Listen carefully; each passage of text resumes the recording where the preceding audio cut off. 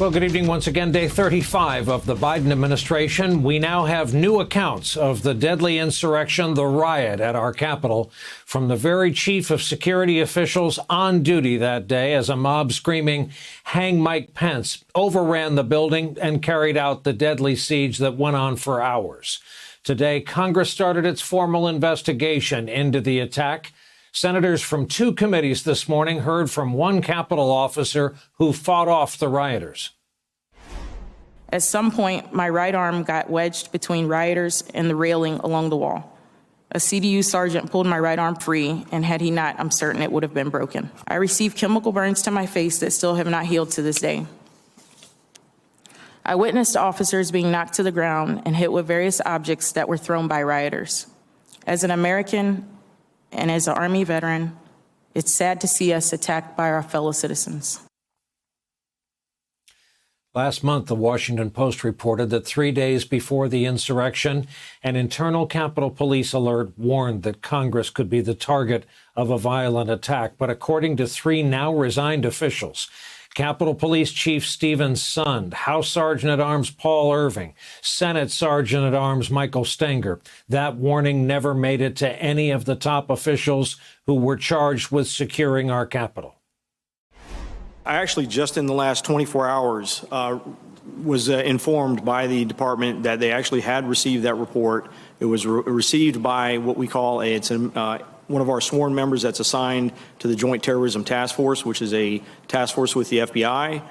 They received it the evening of the 5th, reviewed it, and then forwarded it over to an official at the intelligence division over at U.S. Capitol Police Headquarters. And so you hadn't seen it yourself? No, ma'am. Mr. Stenger, did you get the report? No. Okay. Mr. Irving? I did not. Today, the Post reports another warning about violent extremists calling for an assault on Congress was sent to a D.C. police email inbox and to a member of the Capitol Police. The officials who testified today all agreed the 1-6 attack was planned and that it involved white supremacist and extremist groups.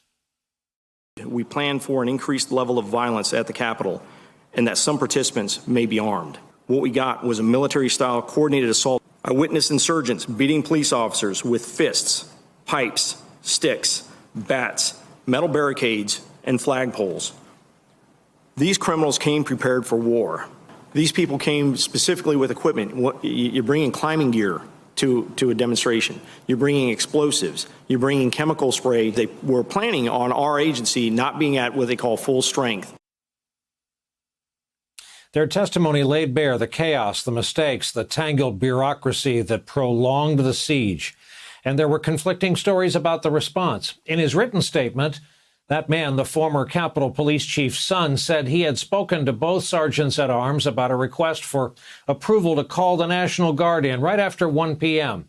That account was not backed up today. I did not receive a request for approval for National Guard until shortly after 2 p.m.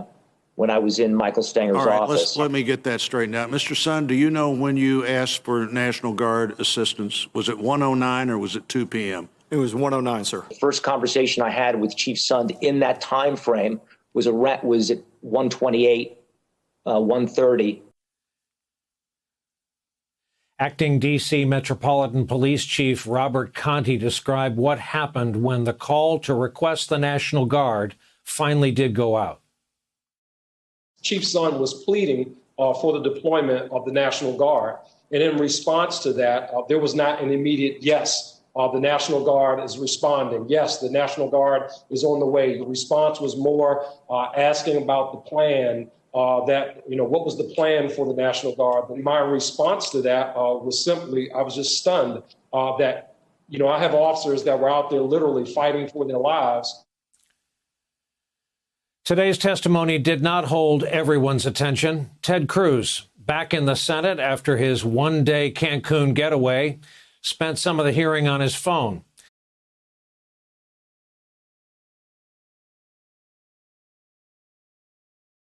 Hey, thanks for watching our YouTube channel. You should know that you can follow today's top stories and breaking news and catch up on your favorite MSNBC shows all in one place. Download the NBC News app today.